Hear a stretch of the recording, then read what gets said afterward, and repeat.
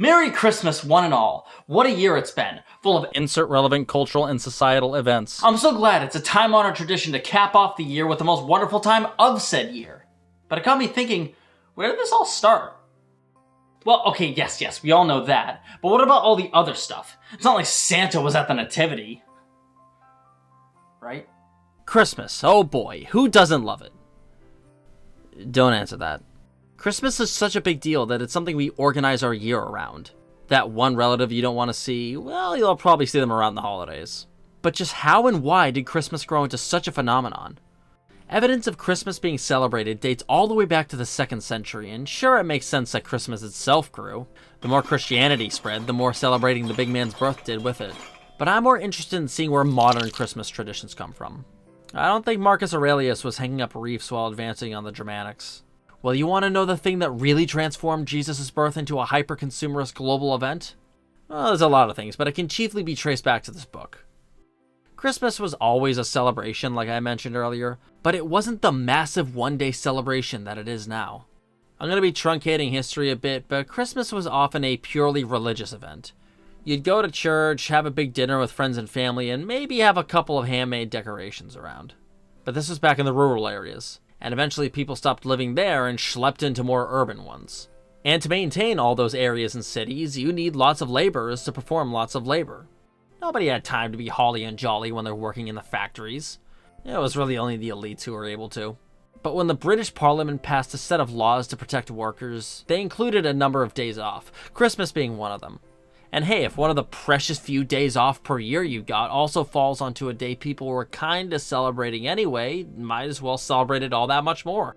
This also incentivized store owners to advertise more stuff to sell for Christmas.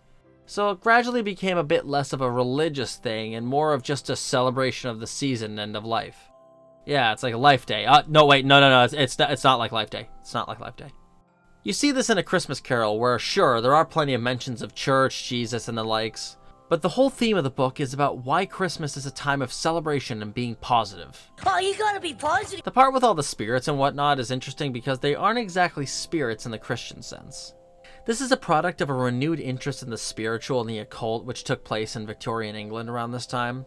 That's what I find fascinating about this book in particular.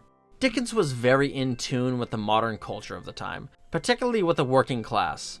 You see this in books like Oliver Twist and A Tale of Two Cities.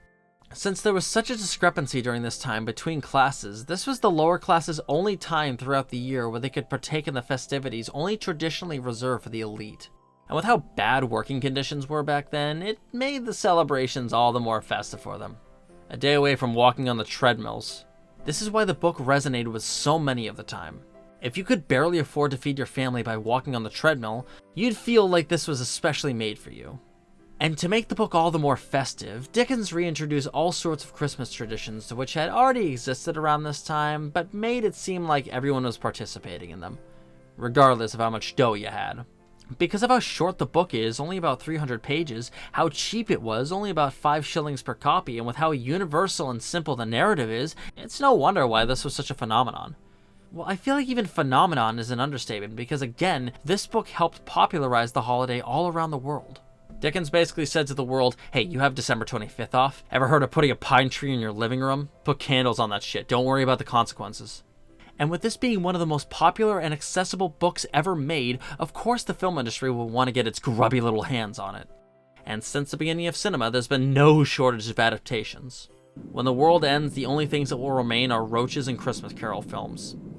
Dickens' views of the world were reflected in A Christmas Carol, so I think it's only fitting that we take a look at how certain decades are reflected in adaptations of A Christmas Carol. So I went ahead and watched at least one Christmas Carol adaptation per decade to see how those decades would interpret the story. Like, would one from the 60s show Tiny Tim at counterculture protests? Maybe. Christmas Carol was never a stranger to adaptations. Dickens himself hosted live readings of the book well over 120 times. So when film began to come into its own, of course they'd want to adapt it for the big screen. Or kinetoscope, who knows. Like first on our list, dating all the way back to 1901, we have the oldest surviving and seemingly first Christmas Carol film called Scrooge or Marley's Ghost. The film itself is only about 6 minutes, being made with a clear expectation of the audience having already read the book, which was fairly common to do back then. This was also the first film in general to use interlaced titles, so that's pretty cool. What, you're telling me this wasn't clear without a title? Yeah, nice media literacy, buddy. The film condenses the story as much as you possibly can, with Marley taking the place of the three spirits and showing Scrooge the visions instead of actually taking him to them. This is more of just an interesting showcase of early film tackling having a proper narrative. Listen, Thomas Edison was sending goons to smash up studios around this time. They had no choice. But 12 years later, in 1913, we got the film Old Scrooge. This feels like a beefed up version of the 1901 film, expanding on it but still condensing the plot as much as it can, with this one again having Marley take up the role of every spirit.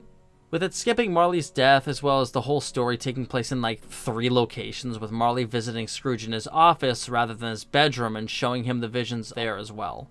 The part where he shouts for the boy to buy the turkey, he calls him inside for some reason. Hey kid, like 90% of the movie takes place in this room. Come on in. It'll save us some trouble. Scrooge becoming good happens way too quickly, and the movie cuts out most of the things which makes the story resonate with the audience, such as him visiting Fred and Cratchit.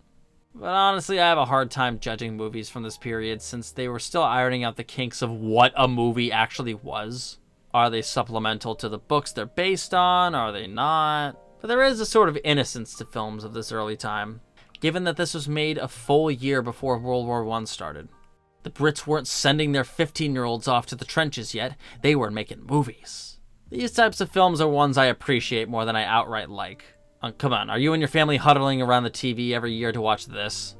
But exactly a decade later, we got A Christmas Carol from 1923. Oddly enough, this is the first one so far to use the book's actual title. You'll see that as a more common occurrence on this list. Sometimes they use the actual title, sometimes not. I don't know. Although I should mention that none of these films were made by the same producers, and there were actually several Christmas Carol films made around this time. The one I actually wanted to review was titled Scrooge from 1928, which actually was a very early sound film. Would have tied in nicely with a theme I wanted to tackle about how sound revolutionized the medium, but it's fine, I'm fine, whatever. Showing the same story, but now there are more complex camera movements and environments. Everything changed when in a lab they developed the close-up. This one is about 15 minutes shorter, but tells more of the story, so if you're looking to get your early silent film Christmas Carol fix, which has plagued entire nations, I'd say this is a fine choice. But about 15 years later, we got A Christmas Carol from 1938. Now, there were a few made in the 30s, but this is probably the most definitive of that time, and honestly one of the most definitive Christmas carols ever. Which is certainly saying something, because again, hundreds of these. This one is the first I'd say that has a proper refined narrative so far, which is why I think it resonated so much with audiences at the time, since the whole narrative about being poor was, all the rage back then. Don't worry about your shanty in Hooverville, there's ice to be slid on. The whole movie has this very positive energy to it, which is shown right off the bat. God, that never looked funner. Look at him go. Reginald Owen plays Scrooge this time and absolutely nails the part. This is the first real stab Hollywood took at the character, and he was tailor-made for it. If I could work my will, every idiot that goes about with Merry Christmas on his lips should be boiled with his own pudding and buried with a stake of holly through his heart. Uncle, nephew. Even though he was a last-minute addition to the production. A production which sounded incredibly rushed to begin with, since apparently they only started shooting it in October before getting it out in December. Yet it does overall tell the story in a pretty faithful way, with nothing really getting lost in translation. In fact, they added some things, chief of which being that Cratchit gets fired by Scrooge. Cratchit, I've told you before that I could find a man more capable than yourself. I need say no more. You mean I'm sacked, sir? Exactly.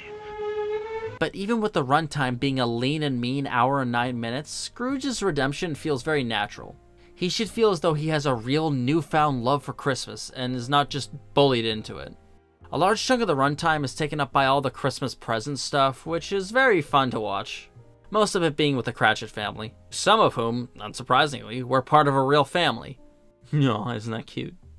I guess if I had any nitpicks, it would be that at times, especially near the beginning and end, it can feel a bit rushed, and I wouldn't have minded another 10 minutes or so added to the runtime.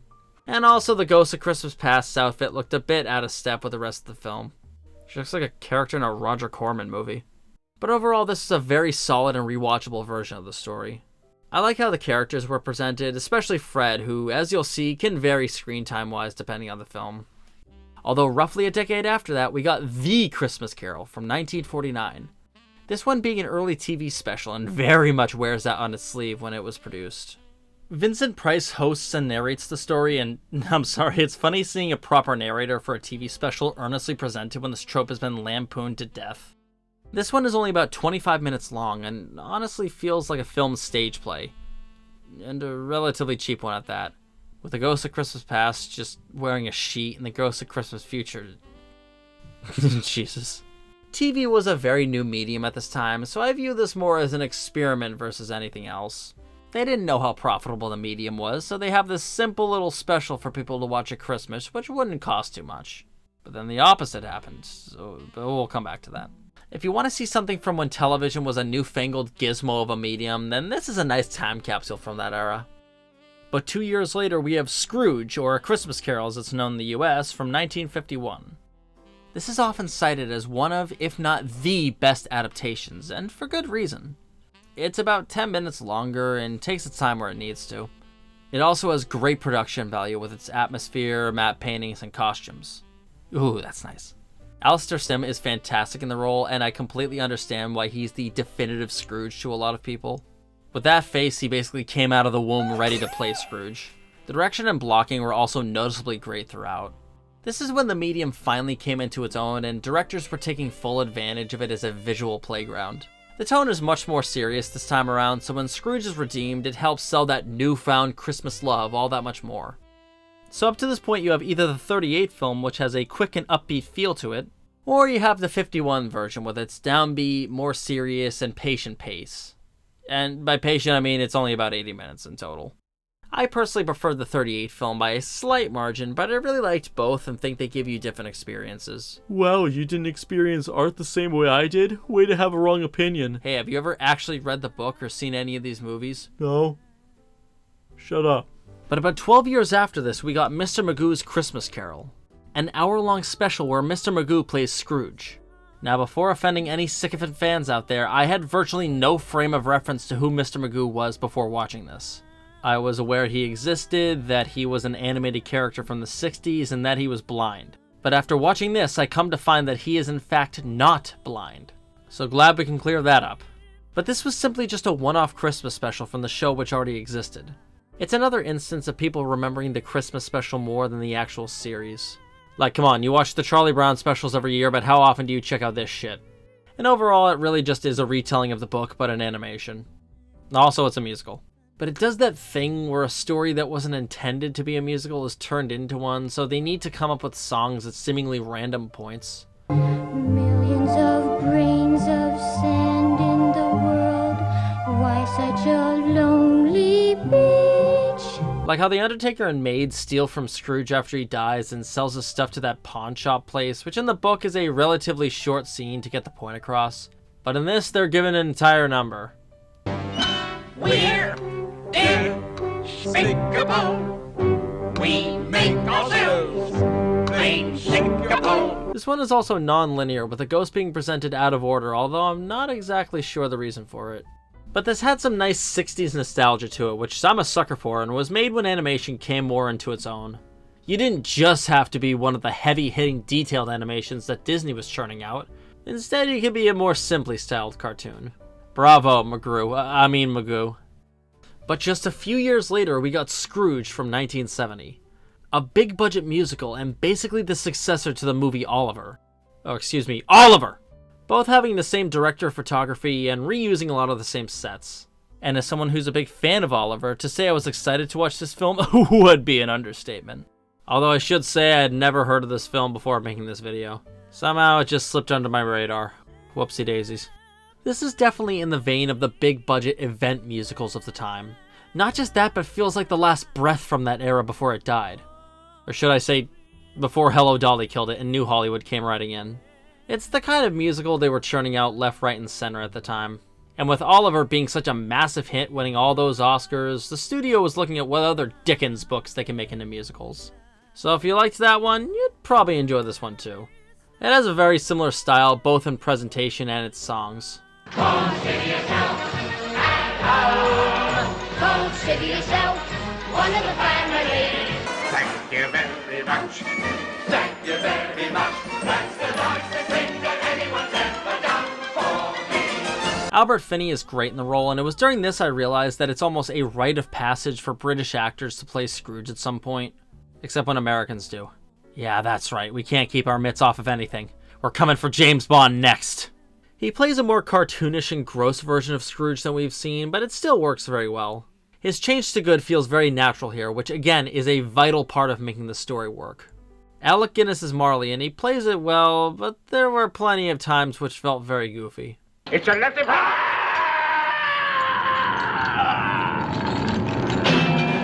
I have some nitpicks like this part where the ghosts are all wearing Halloween masks, but overall there was nothing I was really annoyed by or took me out of it.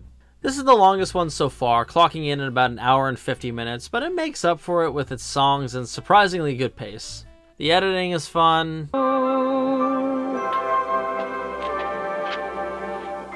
It's just an overall great film that I wish I knew about before and wish more people would know about too. I also want to shout out the Oscar-winning Christmas Carol short film from 1971. It's just a very solid animated version of the story with Alistair Sim back in the role of Scrooge actually. Merry Christmas, what reason have you to be merry? You're poor enough. And about a decade or so later, we got A Christmas Carol from 1984. This time with George C. Scott in the lead role. This is also cited as one of the definitive versions of the story, and in terms of outright adapting the narrative from the book, this is about as close as you can get.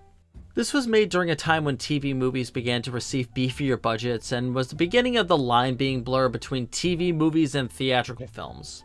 Obviously, this still looked a bit cheaper than something you'd have seen in a theater, but they were able to get bigger actors such as Scott for a movie like this. Speaking of which, this version of Scrooge is quite different from the ones we've seen before.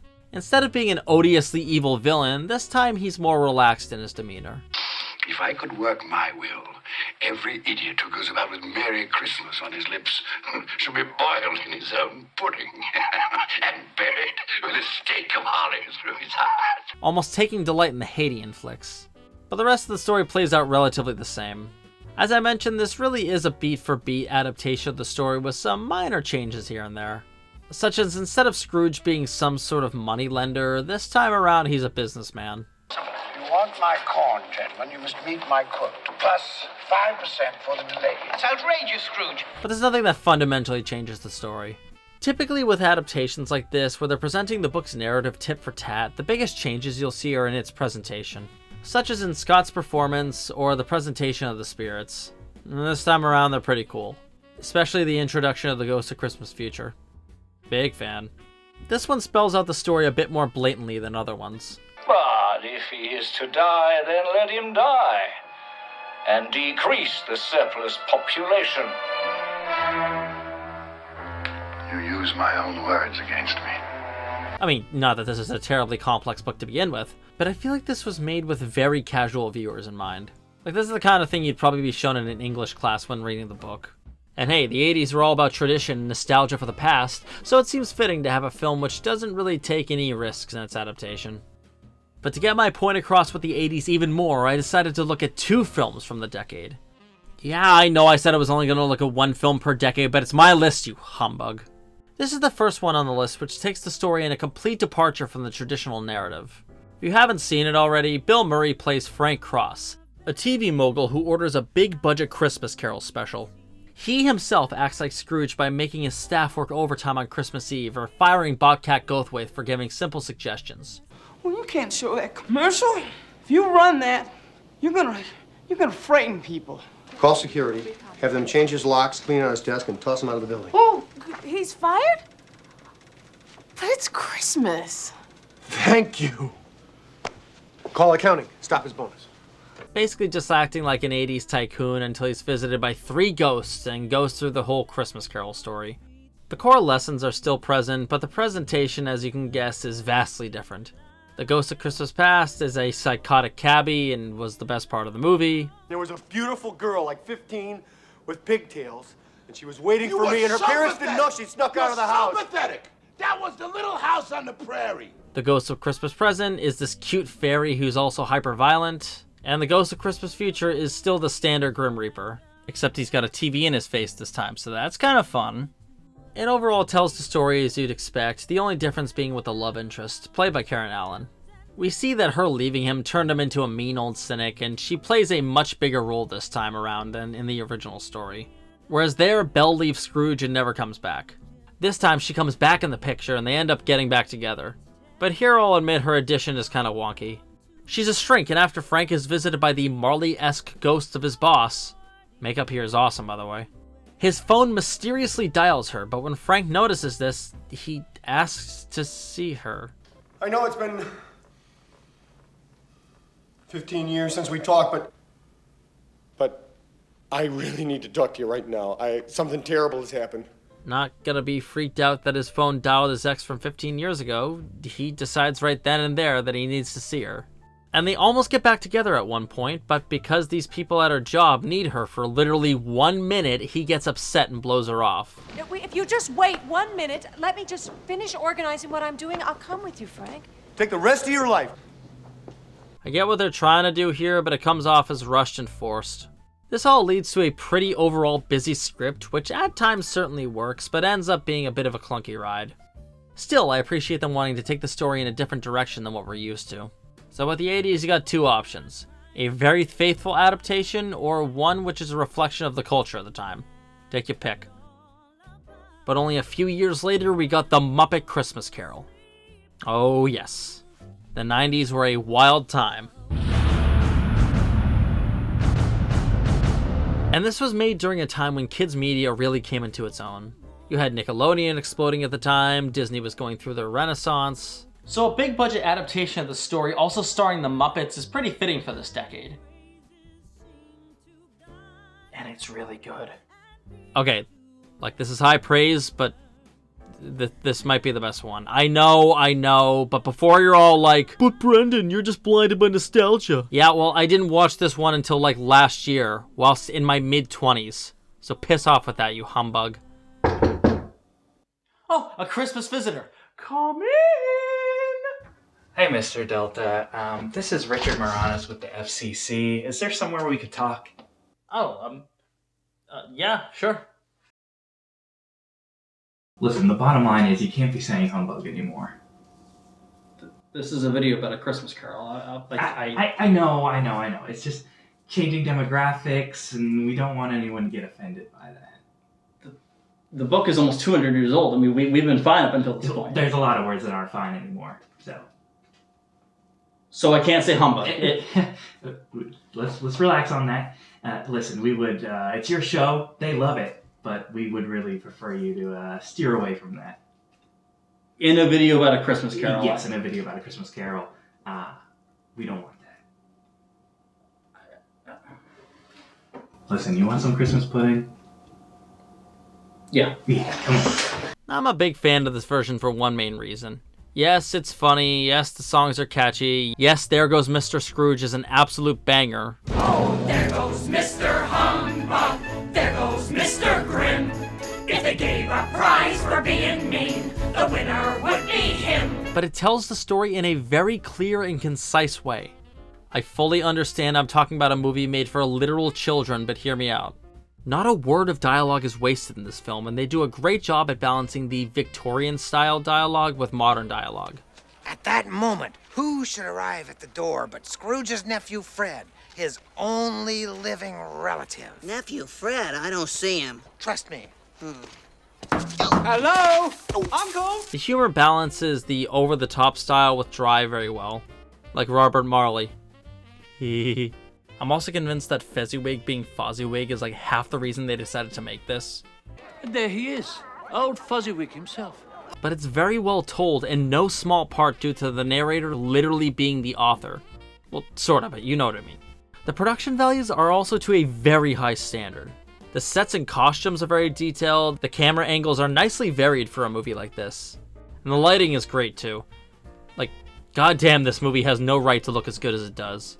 I love the look of the Ghost of Christmas Future. He isn't just a guy in a robe, which is what most of these movies do. Well, I mean, he is. But I love all the detail and design to where he vaguely looks kind of Muppety. Michael Caine is... do I even need to say? Like, I'll go as far as to say I think he's the best Scrooge. Yep, fight me on that. And I think it's mainly due to how he chose to pursue the role. He said to director Brian Henson, "I'm going to play this movie like I'm with the Royal Shakespeare Company. I will never wink, I will never do anything Muppety. I am going to play Scrooge as if it's an utterly dramatic role and there are no puppets around me. One might say that December is the foreclosure season. Harvest time for the moneylenders. It's an extremely well-told version of the story, and I guess it took the Muppets to get that out of it. But almost 20 years later, we got A Christmas Carol by Robert Zemeckis. I will not stop until I review every one of Bobby Z's mocap films. So I talked about this multiple times in the past, but there was this brief moment in time where Zemeckis was obsessed with motion capture, believing that this was where cinema was going. Directing 3 films in the style, this being the last one he did. And he also had his hand in a few others. Yikes. This is partially what comes to mind when I think of the 2000s in film. When digital technology came careening in, but there were still a few kinks to iron out. And iron them out they did, because to put it into perspective, 2 movies which both came out in 2009 and used this technology were this and this. But even with that said, I feel like people dismiss this one a bit too quickly as that one over-the-top Christmas Carol movie which has too much spectacle. I mean, that's not necessarily wrong, but you'd actually miss out on a surprisingly faithful adaptation of the book. You have a very solid cast with Carrie as Scrooge, Gary Oldman as Bob Cratchit, Colin Firth as Fred, and Bob Hoskins as Fezziwig, to name a few. Best Fezziwig, by the way. This story plays out as you'd expect, with a few additions. Yeah, so there's a lot of scenes where there's a clear intention of trying to make the film more spectacular. Taking scenes that didn't have much to them before and cranking it up to 11. Sometimes it's cool and visually interesting, like when Scrooge is traveling to different parts of his past. Whereas in most iterations, it's just a simple transition or something, here being this whole flying sequence. We're walking in the air. I also love the Ghost of Christmas Present moving the whole room around with his horn like a joystick. That's a super creative way they could have shown this scene. But then there are scenes like when he puts the thing over the Ghost of Christmas Past and it shoots him up like a firework, or when he turns small and is chased around London. I feel like I'm missing something because it really feels like Bobby put this in to flex the mocap shit that much more. Like, this scene is literally pointless.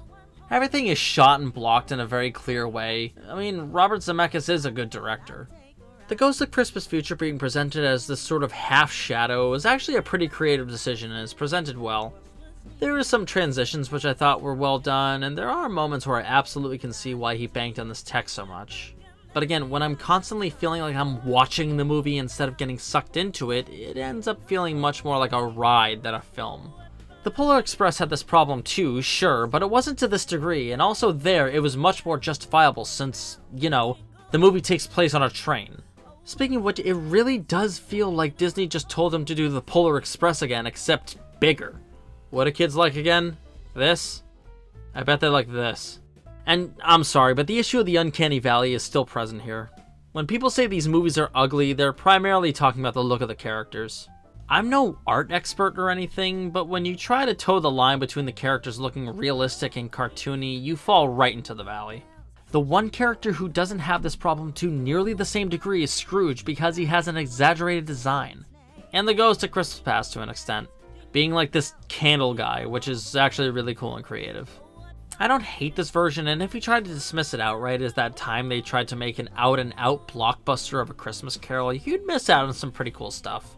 Again, it's an overall solid adaptation of the events of the book, so if you can get past some of the iffy visuals and attempts at spectacle, it's a pretty decent iteration.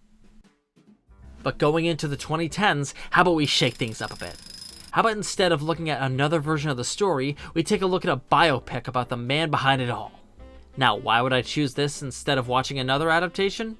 Well, first off, there weren't a ton of Christmas Carol movies to choose from during this time, except for this one called Scrooge and Marley, which is a romance between Scrooge and Marley, which, yeah, I'm good, you can keep that. Remember I mentioned how this book significantly helped Christmas become the worldwide phenomenon it is today? Why don't we take a look at exactly how this book revolutionized Christmas and became a literal trillion-dollar enterprise with a genre that was all the rage back at the time. Biopics. Was/is, I should say. And trust me when I say this does not skimp out on the member berries for all those Dickens fans to lose their shit over. Are there no workhouses? Do you know how many people would rather die than go there? Then they better do it and reduce the surplus population. More or less an opportunity for picking a man's pocket every 25th of December. But does this movie show how he's the man who invented Christmas? No, actually, not really. Yeah, kind of false advertising when there's hardly any mention of Christmas, and 90% of the film instead focuses on his family issues. Yeah, I know the book touches on that too, about how the season brings people together and you should put aside your differences. But that's not even the thing that resolves the conflict by the end. All is forgiven just 'cause. Not the spirit of the season or anything, just 'cause.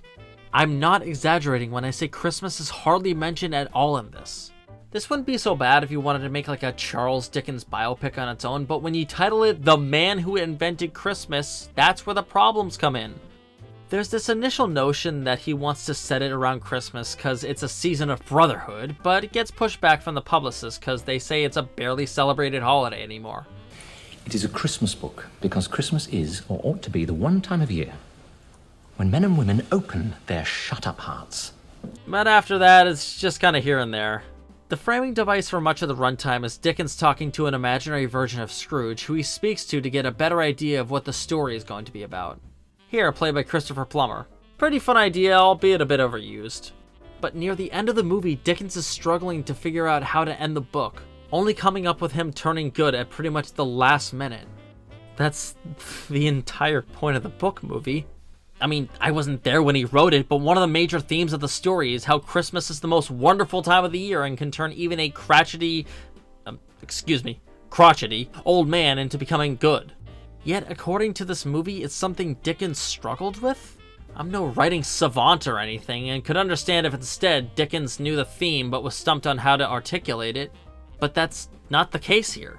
There are lots of scenes of him walking around getting inspiration for stuff to put in the book, but it often feels rushed and kind of unearned.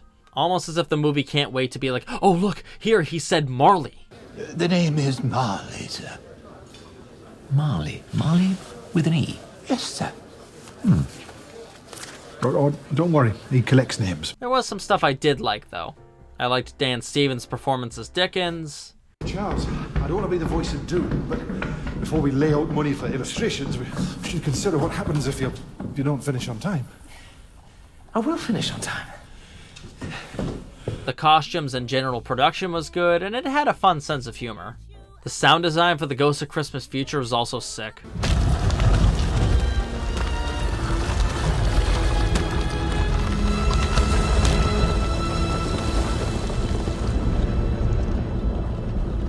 Overall, not a bad watch. Just wish it didn't fall into the typical biopic tropes we've seen a million times. But the final one we'll be looking at is yet another reinterpretation. Spirited, released in 2022, was a musical adaptation of the story, this time from the perspective of the ghosts. They have an entire enterprise where they choose a select few people to haunt and redeem. Will Ferrell plays the Ghost of Christmas Present and wants to take on the task of redeeming this one guy, played by Ryan Reynolds, who is considered unredeemable. Okay, that's a pretty fun setup. How is it in execution, though? Oh, well, it's bad. It's awful. Now, why would I choose this for the 2020s? Well, this was an Apple TV exclusive, which had a budget of $75 million. And that sums up this decade all too well. At least the earlier part of it. Streaming services spending ungodly amounts of money on movies which don't look like they should have anywhere close to that price tag. We've come a long way since the 80s. Bill Murray movie with Bobcat Goldthwait? Yes, like the Dickens book and the Bill Murray movie and every other adaptation nobody asked for. Alright, so it's a musical, right? Except virtually all the songs are forgettable. They also do that thing which bad movies do where when a song begins to play, a different character is like, oh no, tell me they're not going to start singing. Why are they singing? Oh, because this is a musical. What is? All of this. The afterlife. I had a feeling. Oh, come on, really? This happens during nearly every number. No, there's no need for a whole big number here. No spotlight. God forbid you show an ounce of sincerity. But this is during the times where it actually remembers it's a musical, and not the large chunks where it forgets. Okay, before I get too negative, what were some of the things I liked? I liked the sets, when they were lit properly. They kind of reminded me of Christmas movies from the early 2000s. I like the fact that Will Ferrell has this prim and proper suit, but is also wearing Converse. I also thought this joke was kind of funny. Is that a Sephora? Yeah, those didn't exist. Good eye. Yeah, that wasn't here. We have a deal with them. The editing in this one moment was fun. You gotta study human nature. All those interested? But then it goes back to being bad. Not just bad, but outright sloppy. Here, look at this one part where they had to splice 2 shots together.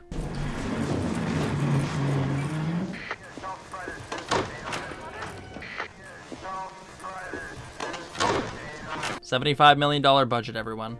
So this guy is a media consultant who makes a living rage baiting people. He gets under Will Ferrell's skin and tries to flip the script and make it about him. The narrative is framed around how at one point Ryan Reynolds is bullied into helping his niece become class president. But they need to dig up some dirt on her opponent, who apparently is this hotshot model student that everyone loves. So Octavia Spencer, who plays his assistant, finds this old video of him making fun of homeless people. When your parents make you a Christmas dinner with homeless people. Gross. Yeah, because that's totally how kids talk. But then Ryan Reynolds has this newfound guilt because the kid ends up killing himself because of it.